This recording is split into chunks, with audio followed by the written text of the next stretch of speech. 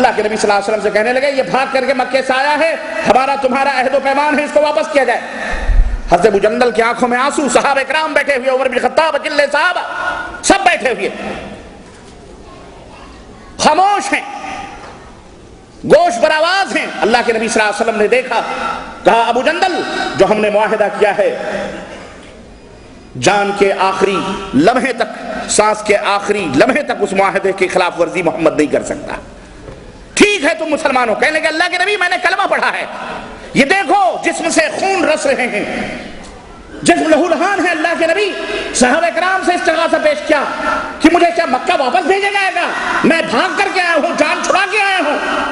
ذرا غور کرو، پشتوں کو داغا جاتا تھا، گرم گرم سلاخیں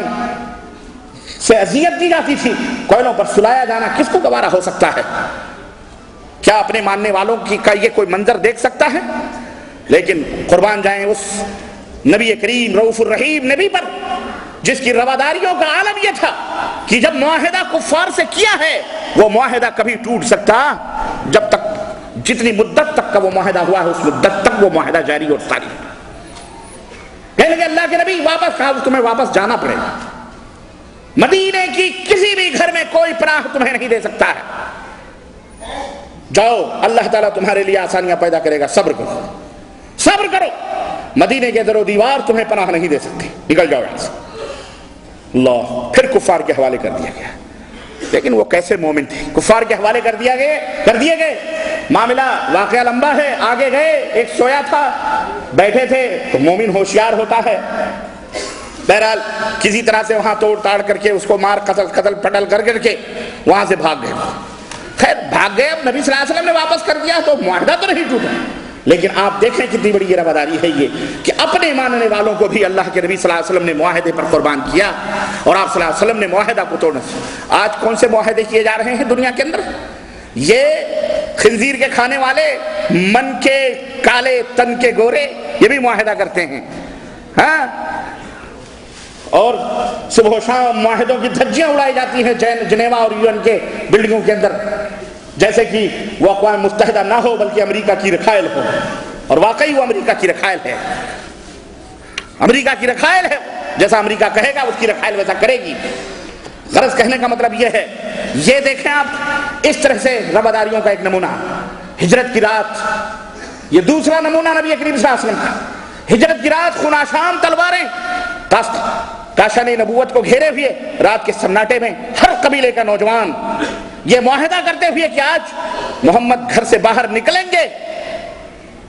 اور ان کی گردن ہوگی اور ہم سب قبیلوں کی تلواریں ہوں گی، تاکہ ان کے خون کا قصاص تمام قبیلوں کی گردنوں پر آئے، کسی ایک سے قصاص نہ لیا جائے۔ المہم اللہ کے رسول صلی اللہ علیہ وسلم کو اللہ نے محفوظ رکھا، آپ صلی اللہ علیہ وسلم مدینہ پہنچ گئے۔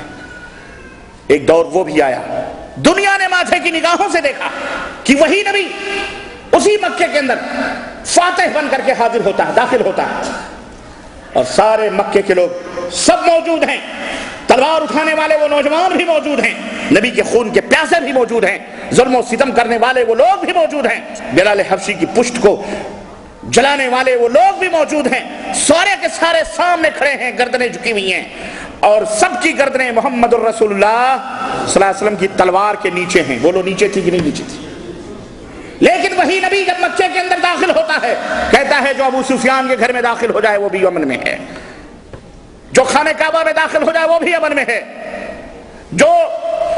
اپنا دروازہ بند کر لے وہ بھی امن میں ہے، سب منتظر ہیں کہ آج اس رؤوف الرحیم نبی کی زبان سے کیا نکلنے والا ہے۔ آج تو پرانا انتقال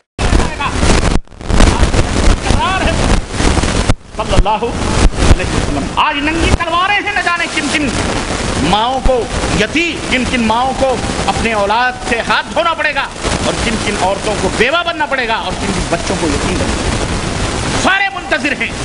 لیکن دنیا نے ماتھے کی نگاہوں سے دیکھا، اور نبی کے اتہاس کے تاریخ میں ہمارے اور آپ کے رؤوف الرحیم نبی کے زبان فیض ترجمان سے جو الفاظ